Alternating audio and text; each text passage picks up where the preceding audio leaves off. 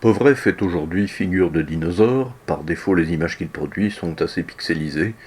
En l'absence d'interface graphique, il est évidemment difficile à paramétrer, et somme toute il n'allait pas très vite, même si les 6 à 10 secondes que j'indique ici correspondent à une énorme absence d'optimisation dont je porte toute la responsabilité.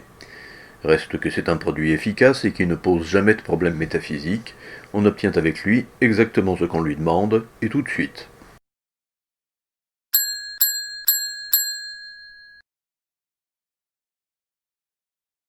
Ai-je dit assez de mal par le passé du bon vieux moteur de rendu de Blender, à qui je reprochais les aberrations visuelles perpétuelles que l'on constate ici aux intersections du quadrillage.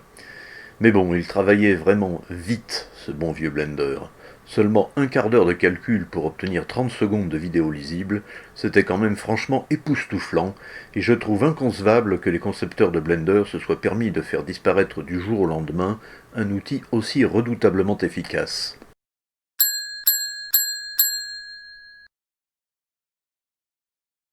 Dans le genre rendu pourri mais hyper rapide, le moteur de rendu dit Workbench de Blender 2.8 est censé offrir des services de qualité équivalente, mais en fait il se débrouille vraiment très nettement moins bien, et je trouve ça inadmissible. Avec lui, il n'y a pas du tout d'ombre portée, les textures ne sont pas gérées, ne les cherchez pas sur l'image, je n'en ai pas mis, mais surtout ça ne va même pas vraiment vite, puisque ces images immondes sont produites plus de 2 fois plus lentement qu'avec le moteur des versions antérieures.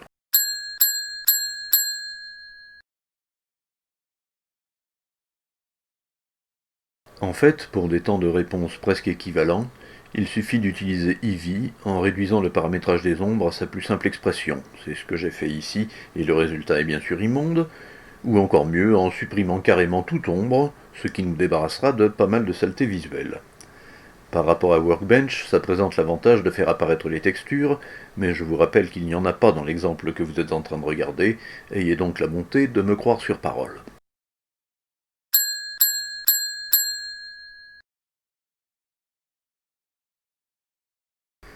Parce que quand on a l'audace de demander à Eevee d'afficher des ombres un peu correctes, je peux vous dire que ça se ressent sur les temps de réponse, et pas qu'un peu. Comme il se trouve que j'ai une vie et autre chose à foutre que d'attendre qu'Eevee ait fini de bosser, je me suis contenté ici de 8 images par seconde, je n'ai pas le courage d'attendre 3 heures pour obtenir 30 secondes de vidéo. Vous noterez que les ombres projetées par les pieds du meuble sont absurdement interrompues sous certains angles, ce n'est pas très méchant, mais ça m'énerve.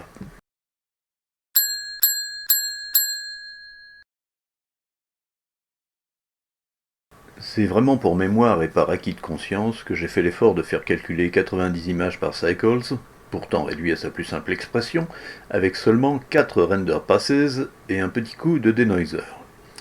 Du coup, vous avez ici une image tous les 2 tiers de seconde, et rien que pour obtenir ce résultat qui peut difficilement passer pour une animation, même avec beaucoup de bonne volonté, eh bien ça m'a quand même demandé de faire tourner ma bécane pendant 3 quarts d'heure.